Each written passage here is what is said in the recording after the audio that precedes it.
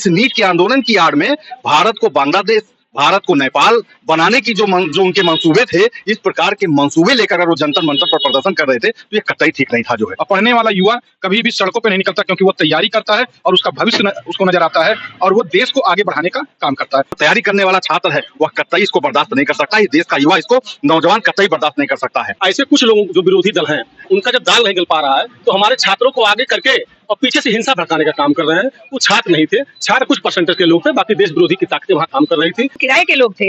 महिलाओं की अभद्रता आपने देखी, जैसे उन्होंने वस्त्र पहन रखे थे। क्या एक छात्र या एक छात्रा या क्या किसी के माँ बाप के संस्कार ऐसे हो सकते हैं कि जंतर मंतर पर महिलाएं इस प्रकार की अभद्रता का प्रदर्शन करें? अगर पेपर लीक हुआ तो अपनी बात हम शांति से भी कह सकते हैं, लेकिन आपने देखा जिस प्रकार महिलाओं ने वस्त्र पहने, जैसे अपने कपड़े पहने, जो अश्लीलता का परिचय दिया, माननीय प्रधानमंत्री जी को गालियां मिली, ये प्रोटेस्ट करने का तरीका नहीं था। ये चंदा चोरी कर रहे हैं तो मंदिरों में, ये मठों में या गुरुद्वारे में या मस्जिदों में चंदा नहीं होता है, वहाँ दान दिया जाता है। अब चंदा तो किसी पॉलिटिकल पार्टी या संस्थान या किसी, और जो लोग ये आरोप लगा रहे हैं कि अयोध्या जी में भीड़ नहीं है, जाके देखें। चोरी, हमारे घर में चोरी हो नहीं हो जाती है तो हम दोषी हो गए। हमारे ठेकेदार ठेकेदारी करता है, उसका मुंशी अगर चोरी कर ले तो ठेकेदार दोषी हो जाता है। ये तो केवल विरोधी लोगों का ये कि कोई मुद्दा नहीं मिल पा रहा है कि भारतीय जनता पार्टी इस तरीके से काम कर रही है, कहीं किसी को मौका नहीं मिल रहा है, जीरो टॉलरेंस पे भर्ती हो रही है। अभी मेरे गांव चले जाइए, होमगार्ड की भर्ती हुई, उसने कहा भैया हम लोग गए, केवल परीक्षा का जो किराया आना जाना पैसा लगा है, एक पैसा उत्तर प्रदेश गवर्नमेंट आदरणीय योगी आदित्यनाथ जी के नेतृत्व में एक पैसा किसी का नहीं लगा। इससे पूर्ववर्ती सरकार से पूछिए जो 17 के पहले थे। आपको बता दें इस वक्त हमारी मौजूदगी बस्ती जनपद के न्याय मार्ग पे है। जिस तरह से आपने देखा होगा बीते हुए दिनों में जंतर मंतर पे युवाओं द्वारा जो एक धरना प्रदर्शन किया गया, अपनी मांगों को रखा गया और अयोध्या में तथाकथित चंदा चोरी की भी बात आई, उसको लेकर के हम आज बस्ती जनपद में चाय पे चर्चा करेंगे। तमाम युवा है, चाय पी रहे हैं, यहाँ दुकान पे लोग बैठे हुए हैं। हम इससे बात करेंगे कि क्या कुछ असर होगा 2027 के विधानसभा चुनाव पर, क्या युवाओं के मन में उस बात की पीड़ा या उस बात का कष्ट अभी है या नहीं है, कितना प्रभाव आम जनमानस के दिमाग में लोग हैं, हम इससे बात करेंगे। क्या कुछ प्रभाव पड़ेगा? क्या शुभ नाम भैया आपका? सत्येंद्र जी बताइए कि जिस तरह से जंतर मंतर पे युवाओं का प्रदर्शन हुआ और तथाकथित चंदा चोरी की बात है, इसको लेकर 2027 के विधानसभा चुनाव पर कितना प्रभाव पड़ेगा या नहीं पड़ेगा, क्या कुछ आपके मन में है उसको लेकर? सबसे पहले तो मैं आपसे ये कहना चाहता हूँ कि ये जो जितने भी ये विपक्ष के लोग हैं और ये चंदा चोरी कर रहे हैं, तो मंदिरों में, ये मठों में या गुरुद्वारे में या मस्जिदों में चंदा नहीं होता है, वहाँ दान दिया जाता है। और चंदा तो किसी पॉलिटिकल पार्टी या संस्थान या किसी उसमें दिया जाता है, एनजीओ में चंदा दिया जाता है, मंदिरों में दान दिया जाता है। और जो लोग ये आरोप लगा रहे हैं कि अयोध्या जी में भीड़ नहीं है, जाके देखें, वहाँ पार्किंग बन गए हैं। पहले जो रहता था इधर नए घाट से ही सड़कों पे तमाम गाड़ियां खड़ी रहती थी, लोग सोचते थे बहुत भीड़ है। लेकिन चुनाव पर 2027 के विधानसभा चुनाव पर क्या इसका कोई प्रभाव पड़ेगा या नहीं? देखिए, कुछ प्रभाव नहीं पड़ेगा। और मैं जहाँ तक जान रहा हूँ कि ये जो सरकार चल रही है उत्तर प्रदेश में, ये सरकार पुनः बड़ी बहुमत से चुनाव जीत के आने वाली है, क्योंकि आम जनमानस जो है उसका इस घटना से कोई असर नहीं है। आम जनमानस खुश है क्योंकि उसके शहरों के, उसके जिलों की सड़कें स्वस्थ हो गई हैं, स्वास्थ्य व्यवस्थाएं बहुत बढ़िया हो गई हैं। जो प्राइमरी स्कूल कभी खुलता नहीं था, प्राइमरी स्कूल में रेगुलर पढ़ाइयाँ चालू हो गई हैं। और खास करके किसान भाइयों को जो मोदी जी के द्वारा जो लाभ दिया जा रहा है, और समय समय पहले तो खाद ओद की काले बाजारी होती थी, अब खाद ओद की काले बाजारी में तमाम तरह का रोक लग गया है, समय पे बीज मिल जा रहा है, किसान भी खुश है।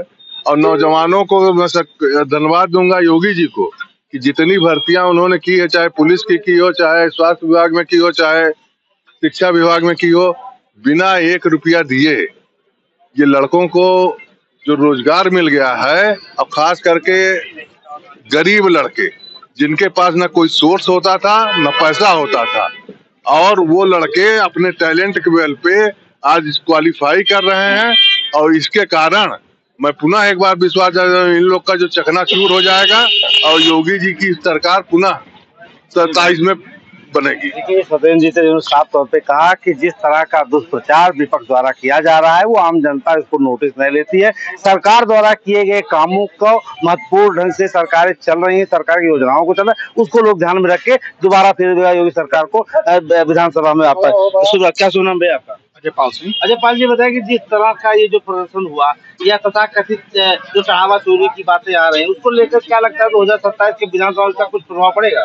देखिए, इसका बहुत प्रभाव उत्तर प्रदेश की विधानसभा में नहीं पड़ेगा। इसकी सबसे बड़ी वजह क्या है, जो अभी आपने कहा जंतर मंतर पे जो प्रदर्शन हुआ, ये युवाओं को भ्रमित करने का प्रदर्शन था, क्योंकि इसमें आपने देखा होगा देश विरोधी तत्व बहुत तेजी से सक्रिय थे। उन लोगों ने क्या किया, केवल युवाओं को भ्रमित करने के लिए ऐसे ऐसे लोगों को लेके आए जो युवा थे, उम्र में युवा लगते हैं, लेकिन ना उनका शिक्षा से मतलब था, ना कुछ। उसमें बहुत से लोग व्यवसायी थे जो व्यवसाय करते थे, वो अपने ही बातों को कहीं से पेड अप थे, कहीं से कुछ थे, इस तरीके की बातों पे लोगों का वो रहा। तो ये इसका कोई युवाओं पे विशेष असर नहीं पड़ा है। और पढ़ने वाला युवा कभी भी सड़कों पे नहीं निकलता, क्योंकि वो तैयारी करता है और उसका भविष्य उसको नजर आता है और वो देश को आगे बढ़ाने का काम करता है। और जिस तरीके से आपने चढ़ावा का बात किया, चढ़ावा चोरी का बात, उसमें क्योंकि वो संस्था ऑलरेडी एक बैंकिंग संस्था उस पर वर्किंग कर रही थी, जो SBI है, SBI के कर्मचारी है। चोरी किसी व्यक्ति के अंदर बैठी हो तो उसको सुधार पाने का काम किसी व्यक्ति के अंदर नहीं है, क्योंकि कैमरे लगे हैं, सारी चीजें लगी हुई हैं। उसमें उन लोगों ने चोरी की, यदि चोरी चंदा का किया है तो उन लोगों ने जो भी दान पात्र से चोरी हुई है वो सारे के सारे धीरे धीरे रिकवरी हो रहे हैं। और उत्तर प्रदेश सरकार इसमें बहुत अच्छे से काम कर रही है। इसके लिए बहुत बहुत धन्यवाद योगी जी को है कि उन्होंने बहुत त्वरित कार्रवाई करा करके SIT की पूरी रिपोर्ट आने तक सारी चीजें कंप्लीट कर ली। अजय जी ने साफ तौर पे कहा कि जो चंदा की बात है या चढ़ावे की बात अगर हम कहते हैं तो चढ़ावा कहीं ना कहीं ये मंदिर का विषय होता है, जो उसको योगी सरकार ने कहीं ना कहीं SIT गठित किया, उसको लेकर के प्रभाव डाल रही है। कुछ और हमारे साथी हैं, उनसे बात करें। क्या सुनना भैया? अखंड प्रताप सिंह है। अखंड जी बताइए, जिस तरह का एक जंतर मंतर पे युवाओं का प्रदर्शन हुआ और कहीं ना कहीं चढ़ावा चोरी की तरह कथित बातें जो आई, इसको लेकर आपको क्या लगता है 2000 आगामी 27 विधानसभा चुनाव, इसको लेकर के युवाओं पर, आम जनमानस में क्या कुछ चुनाव पर प्रभाव पड़ेगा? देखिए, हमें लगता है कि जो जंतर मंतर पर प्रदर्शन हुआ, तो पहले दिन तो हम लोगों को लगा कि हाँ, छात्र वहां पर इकट्ठा हुए, कोई प्रदर्शन हो रहा है। लेकिन जैसे जैसे ही वह प्रदर्शन आगे बढ़ा, उसका जो स्वरूप हम लोगों को दिखाई दिया वो बड़ा भीभत्स था, जिसकी हम कल्पना नहीं कर सकते हैं। उस प्रदर्शन की आड़ में जिस प्रकार से देश विरोधी तत्वों ने वहां विभिन्न घटनाओं को अंजाम देने का काम किया है, वह कहीं से वह हमारे छात्र नहीं हो सकते हैं। आखिर ऐसी कौन सी परिस्थिति देश में आ गई थी? क्या नीट का अगर पेपर आउट हुआ तो फिर से उसमें सुधार हुआ, फिर से पुनः पेपर कराया गया और एक अच्छी परीक्षा संपन्न हुई, उसमें बच्चे पास हुए। लेकिन इस नीट के आंदोलन की आड़ में भारत को बांग्लादेश, भारत को नेपाल बनाने की जो उनके मंसूबे थे, इस प्रकार के मंसूबे लेकर अगर वो जंतर मंतर पर प्रदर्शन कर रहे थे तो ये कतई ठीक नहीं था। जो है वहां पर जिस प्रकार से प्रधानमंत्री सर्वोच्च होता है, वह किसी भी दल का हो, लेकिन जिस प्रकार से प्रधानमंत्री को वहां गालियां दी गई, या भारतीय संस्कृति और परंपरा, जो हमारी परम वैभव, हमारी जो परंपरा थी, हमारी जो संस्कृति थी, उसका जो उदाहरण वहां प्रस्तुत किया गया, क्या यह सही था? पूरे विश्व के सामने कतई गलत था। और यह जो आम छात्र है, जो तैयारी करने वाला छात्र है, वह कतई इसको बर्दाश्त नहीं कर सकता। इस देश का युवा इसको, नौजवान कतई बर्दाश्त नहीं कर सकता है। जहां तक मंदिर में चढ़ावा चोरी की बात विपक्ष कर रहे हैं, मैं तो सरासर मानता हूं कि यह विपक्ष का प्रोपोगंडा है। यह विपक्ष चुनाव में फायदा पाने के लिए इस प्रकार के हथियार को आजमा रही है। आखिर चोरी, हमारे घर में चोरी हो नहीं हो जाती है तो हम दोषी हो गए? हमारे ठेकेदार ठेकेदारी करता है, उसका मुंशी अगर चोरी कर ले तो ठेकेदार दोषी हो जाता है? जो चोरी किया है उसको, उसके लिए SIT गठित हुई है, उसमें 8 लोग अपनी सजा भुगत रहे हैं, जांच आगे चल रही है, जो दोषी होगा उन पर भी कार्रवाई की जाएगी। टिन्नू यादव की बात करें तो टिन्नू यादव एक उसमें अभियुक्त है, कहा गया है कि उनकी अखिलेश यादव से 89 बार वार्ता हुई है, तो क्या उस पर क्या कुछ कहेंगे? देखिए, वो जिस मंसूबे के साथ वहां आए थे या तो हमें पता नहीं है, लेकिन अगर 89 बार उनकी अखिलेश यादव जी से वार्ता हुई है तो कहीं ना कहीं से उनकी संदिग्धता उसमें व्याप्त है, इसलिए वो दोषी हैं। साफ तौर पर उन्होंने कहा कि उसका विधानसभा चुनाव पर कोई असर नहीं होगा। कुछ और साथी हमारे साथ है, क्या सुनोगे?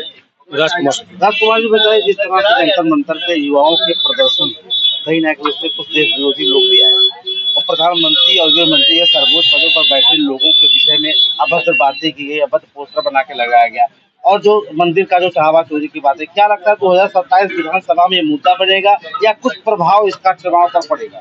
बहुत बहुत धन्यवाद। आपके चैनल के माध्यम से बहुत ही प्रमुखता से आपने जो क्वेश्चन किया है उसका मैं बहुत सटीक और बहुत कम शब्दों में इसका मैं जवाब देना चाहता हूँ। देखिए, लोकतंत्र में अपनी बात रखने का सबको अधिकार है, लेकिन लोकतंत्र में अपनी बात रखने का अधिकार उस नीट में जो परीक्षा में सम्मिलित हुए छात्र थे उनको रखने का अधिकार था।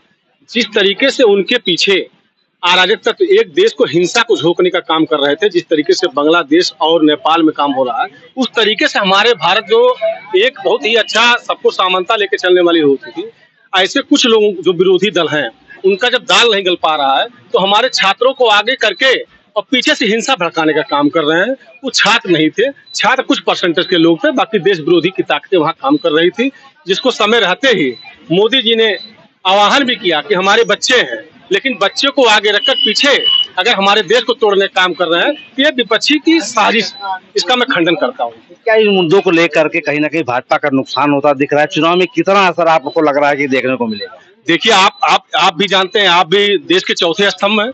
जिस तरीके से अगर नीट का पेपर लीक हुआ, तत्काल सरकार ने एडवाइजरी जारी किया, उसी सुविधा शुल्क में सारे बच्चे को परीक्षा केंद्र पे गए, सब पास हुए, सब जो बच्चे पढ़ने वाले थे वो क्वालिफाई हुए, एंजॉय किए और आगे की फिर तैयारी कर रहे हैं। ये तो केवल विरोधी लोगों का एक कोई मुद्दा नहीं मिल पा रहा है कि भारतीय जनता पार्टी इस तरीके से काम कर रही है, कहीं किसी को मौका नहीं मिल रहा है, जीरो टॉलरेंस पे भर्ती हो रही है। अभी मेरे गाँव चले जाइए, होमगार्ड की भर्ती हुई, उसने कहा भैया हम लोग गए, केवल परीक्षा का जो किराया आना जाना पैसा लगा है, एक पैसा उत्तर प्रदेश गवर्नमेंट आदरणीय योगी आदित्यनाथ जी के नेतृत्व में एक पैसा किसी का नहीं लगा। इससे पूर्ववर्ती सरकार से पूछिए जो 17 के पहले थे, वहां तो सूची जारी होती थी कि इनको पीसीएस बनाना, इनको उत्तर प्रदेश बनाना, उसकी सूची सैफई इटवस जारी होती थी। आज उत्तर प्रदेश सरकार योगी आदित्यनाथ जी के नेतृत्व में जीरो टॉलरेंस में फिर भर्ती आई है। किसी भर्ती में किसी हैसियत नहीं है कि अगर पैसा ले ले उसकी जो सजा होगी कि उसके साथ उससे भुगतेंगे। तो उत्तर प्रदेश सरकार अपने आप से अच्छा काम करे, विपक्ष के पास कोई मुद्दा नहीं है। और मैं फिर बता रहा हूँ, जिस तरीके से सनातन धर्म को बदनाम करने के लिए विपक्षी ने जो संसद भवन में कार्य किया है, भगवा वस्त्र पहन के पप्पू यादव ने, उन्होंने क्या किया है, आने वाले समय में सनातन धर्म को और जगह दिया है और 2027 में योगी आदित्यनाथ जी को भारतीय जनता पार्टी को वॉक ओवर दे दिया है। इसमें कहीं दाल गलने वाली जरूरत नहीं है। ये आम जनमानस और जनता चौराहे पे आप विशेष सर्वे कर लीजिए। राजकुमार शुक्ला जी ने बड़ी अच्छी बात कही कि पप्पू यादव के प्रदर्शन ने कहीं ना कहीं सनातन को भाजपा को नया बल दिया, नया आयाम दिया है। और रही बात जो मुद्दों की बात, तो साफ तौर पर कहना है कि 2027 में योगी आदित्यनाथ के नेतृत्व दोबारा सरकार बनेगी। एक महिला हमारे साथ, क्या सुनना है? मेरा नाम संध्या दीक्षित। संध्या जी, बताइए कि आप भी माँ है, बच्चे आपके पढ़ते होंगे, जिस तरह से दिल्ली के जंतर मंतर पे प्रदर्शन हुआ या चंदा जो चढ़ावा चोरी की बातें आई, उसको लेकर क्या लगता है कि जो 2027 का विधानसभा चुनाव होगा, क्या कुछ असर आपको लगता है कि विधानसभा? बिल्कुल नहीं। जो समझदार हैं, पढ़े लिखे लोग हैं, जंतर मंतर पे जो भी हुआ आपको लगता है कि वो सुनियोजित तरीके से हुआ, क्योंकि प्रोटेस्टेंट करने का अधिकार हर छात्र को है, हर युवा को है। अगर पेपर लीक हुआ तो अपनी बात हम शांति से भी कह सकते हैं, लेकिन आपने देखा जिस प्रकार महिलाओं ने वस्त्र पहने, जैसे अपने कपड़े पहने, जो अश्लीलता का परिचय दिया, माननीय प्रधानमंत्री जी को गालियां मिली, ये प्रोटेस्ट करने का तरीका नहीं था। मानते हैं अगर पेपर लीक हुआ तो हमारे प्रधानमंत्री जी उस बात को स्वीकार किए और उस नीति में बदलाव की बात उन्होंने की। ऐसा नहीं होना चाहिए, छात्रों के हित की भी बात होनी चाहिए, लेकिन वहां पर बैठा हुआ जंतर मंतर पर वो किराए के लोग थे। महिलाओं की अभद्रता आपने देखी, जैसे उन्होंने वस्त्र पहन रखे थे। क्या एक छात्र या एक छात्रा या क्या किसी के माँ बाप के संस्कार ऐसे हो सकते हैं कि जंतर मंतर पर महिलाएं इस प्रकार की अभद्रता का प्रदर्शन करें? और उनको क्या अधिकार है हमारे प्रधानमंत्री जी को गाली देने का और अश्लीलता फैलाने का? वहाँ पे जो हुआ सब सुनियोजित था और ये एक षड्यंत्र है कि ताकि हम 2027 में हमारी सरकार न बने, सरकार को बदनाम करने का। जी बिल्कुल बिल्कुल, ये पूरा ही प्रोपेगेंडा है। संजय जी सरकार को बदनाम करने का प्रयास किया। एक हमारे साथी और हम इससे बात करेंगे। ये क्या सुन राघवेंद्र प्रताप। राघवेंद्र जी, बताइए कि जिस तरह से जंतर मंतर का प्रदर्शन हुआ और अयोध्या में तथाकथित मंदिर में चढ़ावा चोरी की बातें आई, इसको क्या लगता है सरकार को बदनाम करने का प्रयास किया गया या 2027 में तो चुनाव पे कोई असर पड़ेगा? आपको याद दिला दें कि नीट का जो विरोध प्रदर्शन शुरू हुआ 20 तारीख को हुआ और पुनः परीक्षा होके रिजल्ट 19 तारीख को आया। तो ये विषय तो वहीं समाप्त हो जाता है कि फिर से परीक्षा हुआ, उसका स्वस्थ रिजल्ट आया, बच्चे 11 लाख कुछ हजार क्वालिफाई किए और उन्होंने जो है अपने अपने गंतव्य पे अब पहुंच रहे होंगे। रही बात प्रदर्शन करने का, कुछ छात्र उसमें पिछले बार जब पर्चा लीक हुआ था, कुछ छात्र छात्राएं अपना जान दिए थे, जो कि बड़ा दुखद है। वो छात्रों के साथ ऐसा नहीं होना चाहिए था। लेकिन आदमी हताश हो जाता है कहीं न कहीं, और ये गलत चीज था।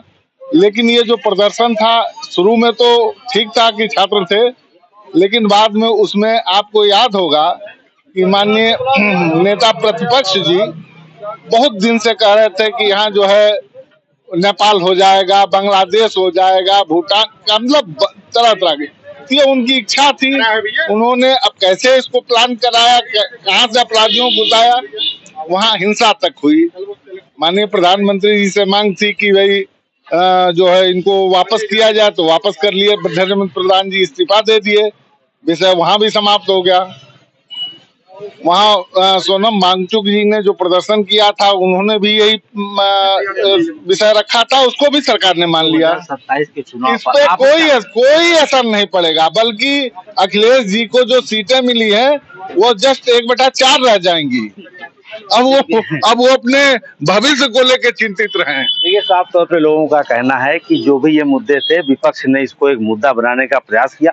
कहीं ना कहीं विपक्ष के पास कोई चुनावी एजेंडा नहीं था, मुद्दा नहीं था, तो उसको उन्होंने मुद्दा बना के बुझाने का प्रयास किया। लोग यहाँ तक भी कह रहे हैं कि प्रधानमंत्री और गृह मंत्री के विषय में जो तमाम आपत्तिजनक टिप्पणी की गई, बातें कही है, वो सरासर गलत है। इसको लेकर के पूरा देश का युवा खासा नाराज है, और कहीं ना कहीं जो उसका चुनाव पर कोई असर आने वाला नहीं है। जो छात्र पढ़ने वाले अपनी तैयारी कर रहे हैं, अपनी तैयारी करते रहेंगे। दिलीप कुमार सिंह, बस्ती।